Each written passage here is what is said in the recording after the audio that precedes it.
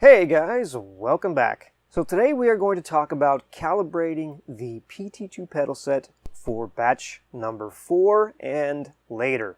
Now we switched over to a new circuit board for batch number 4, and calibrating this particular circuit board is incredibly easy. So the first thing you're going to want to do is you're going to want to go to the Leo Bodner website. Once you are there, go ahead and click on the USB interface boards.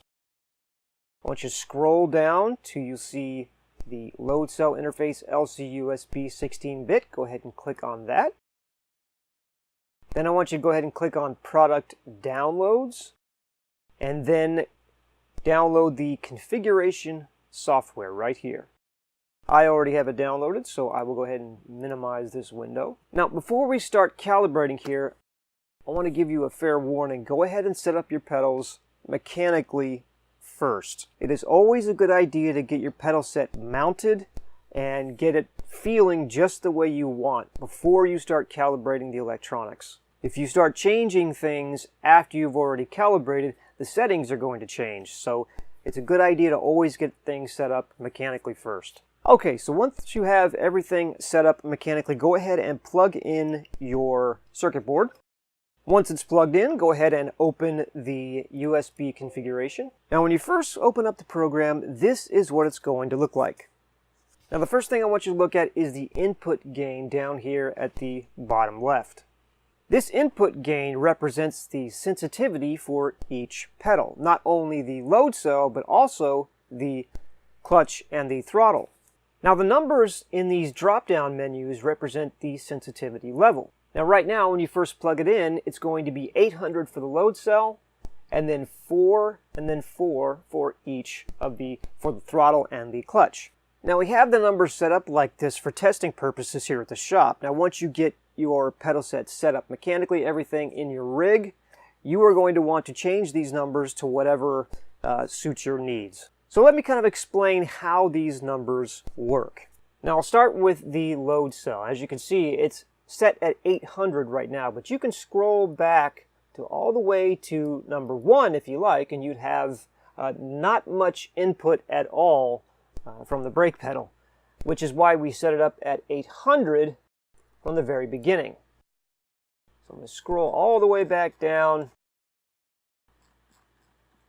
using my scroll wheel, and I'm just going to hit 8 again on the keyboard for 800. Now if I press on the brake pedal, you can see that just sitting here, me pressing it with my hands, I got a good amount of sensitivity, and you can change this to anything that you want.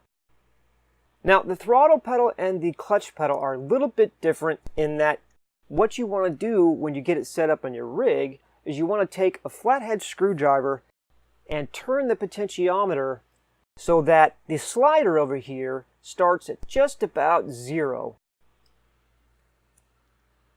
Now if I go ahead and press on the clutch, you can see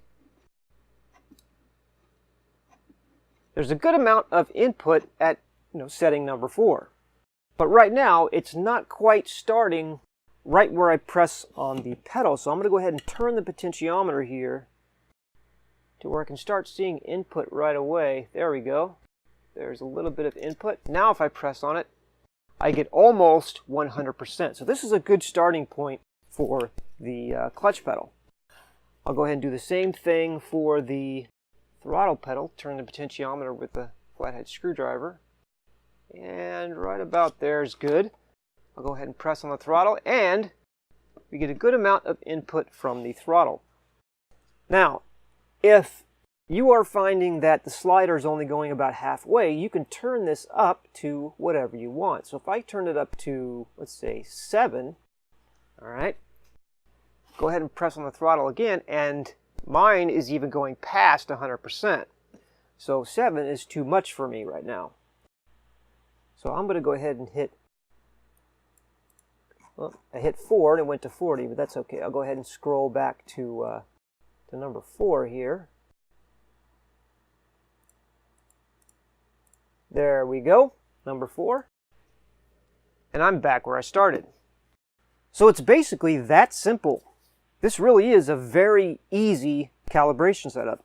Well, that's it, guys. If you follow these simple instructions, you should be up and running in no time. As always, if you have any questions or concerns, just shoot me a quick email. I will get back to you as soon as I possibly can. And we will see you next time.